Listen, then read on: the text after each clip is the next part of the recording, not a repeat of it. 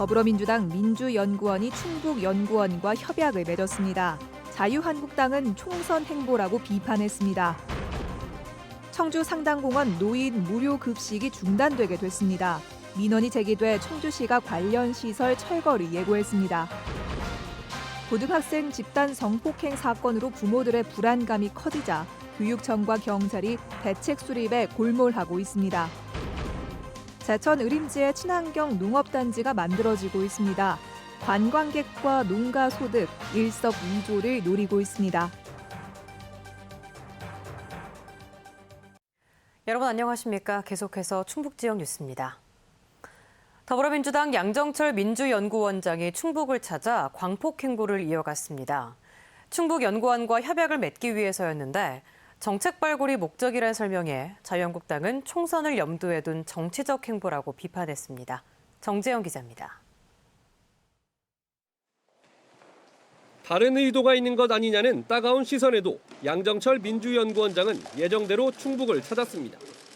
앞서 방문한 지역과 마찬가지로 목적은 지자체 산하 연구기관인 충북연구원과의 정책협약 체결이었습니다.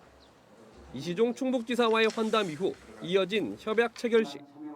비판을 의식한 듯 협약서에는 공동연구와 협력은 비정치적 사항에 한정한다는 내용이 담겼습니다. 비정치적인, 다시 말하면 공동의 지역과 국가 발전의 공동의 목표를 위해서 정책 협약을 한다는 것을 이 자리에서 말씀드리도록 하겠습니다. 여야를 떠나 충북연구원이 정당 소속의 연구기관과 협약을 맺은 건 이번이 처음. 충북연구원은 사실상 도정 전반에 대한 자료를 다루고 정치활동이 금지된 공무원 5명이 당연직 이사를 맡고 있는 기관입니다. 총선을 앞둔 데다 비정치적이라는 기준도 모호해 오해를 불러올 수 있다는 우려가 내부에서도 나오는 이유입니다. 국가와 지역 발전을 위해 협력하자는 취지라며 정치적 해석을 경계한 양정철 원장. 정치적 문제가 아니라 정책적 문제입니다.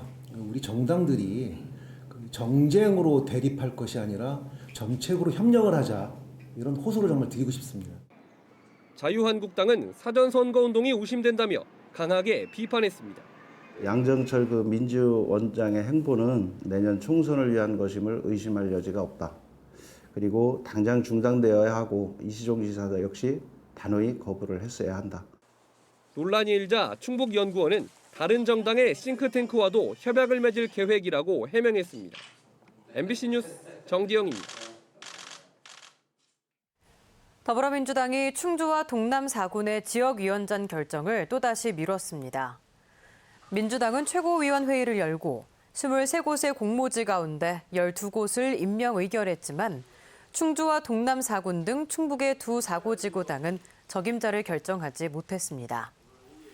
민주당은 이번에 지역위원장 후보자 추천을 결정하지 못한 11곳에 대해서는 추가 논의를 이어가기로 했습니다.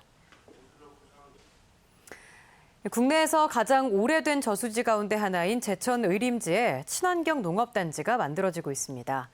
농업체험으로 관광객을 끌어모으고 농가 소득도 함께 올리겠다는 계획입니다. 김대용 기자입니다. 넓은 의림지들 가운데 산책로를 따라 32헥타르에 이르는 친환경 벼 재배단지가 펼쳐져 있습니다. 올해부터 농약과 화학 비료를 사용하지 않고 오리와 미꾸라지, 우렁이를 풀어 친환경 농업단지를 만들었습니다. 유채꽃밭과 꽃길로 주변을 꾸미고 친환경 농업을 체험할 수 있는 다양한 프로그램도 만들어 관광객들의 발길이 이어지고 있습니다.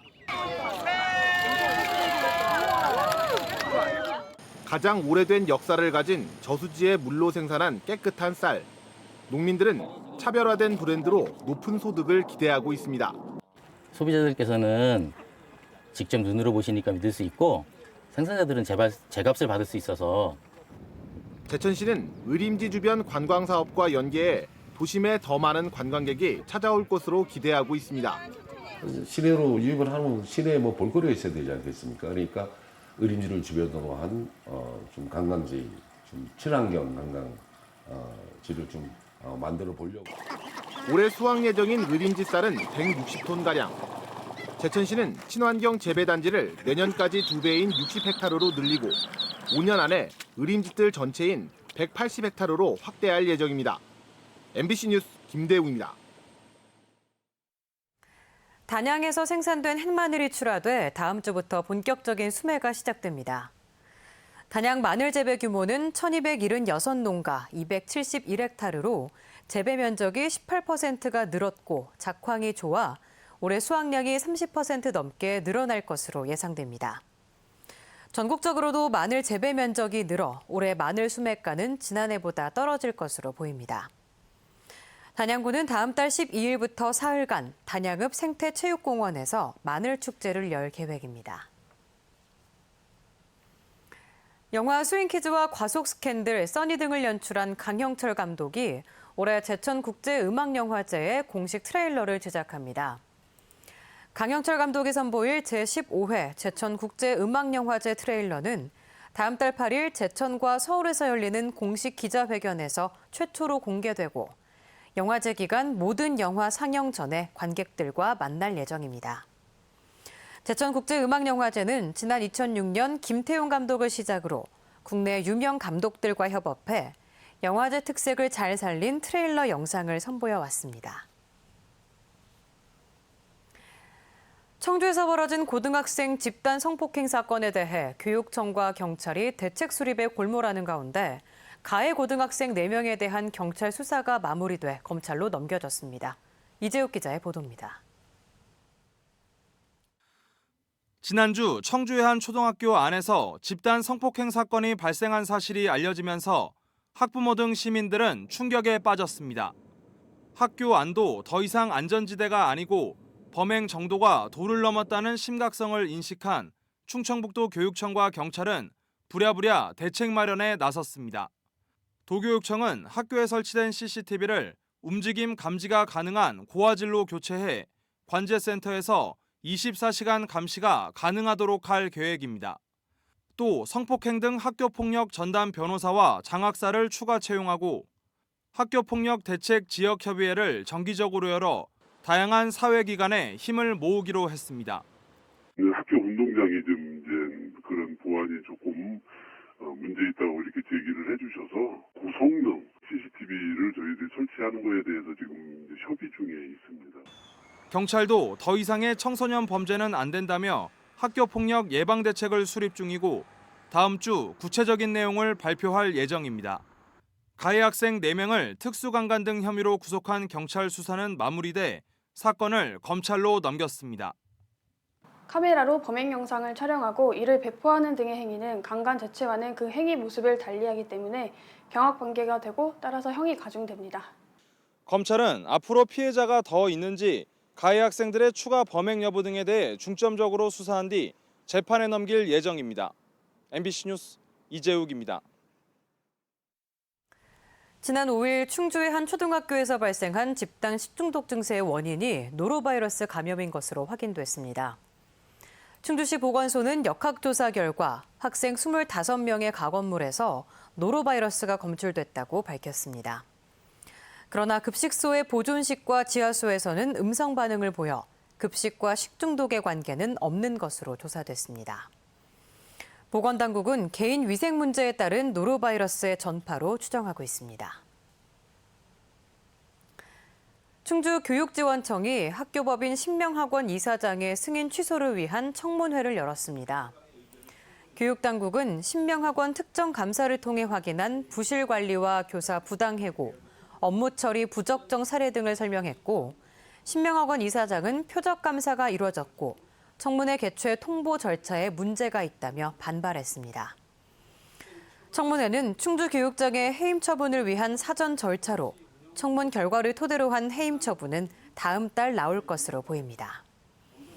신명학원이 지난 2016년 사학 비리를 폭로한 교사를 파면했고 이후 도교육청은 감사 결과 징계를 요구했으나 학교법인은 행정소송을 내는 등 응하지 않아 임원 승인 취소에 이르게 됐습니다. 정부가 발표한 대기관리 권역에 제천과 단양을 포함해야 한다는 주장이 나왔습니다. 미세먼지 해결을 위한 충북시민대책위는 최근 환경부가 청주와 충주, 진천과 음성 4곳만 대기관리 권역에 포함했는데 정작 시멘트 공장이 있는 제천과 단양을 제외한 것은 이해하기 힘들다고 밝혔습니다.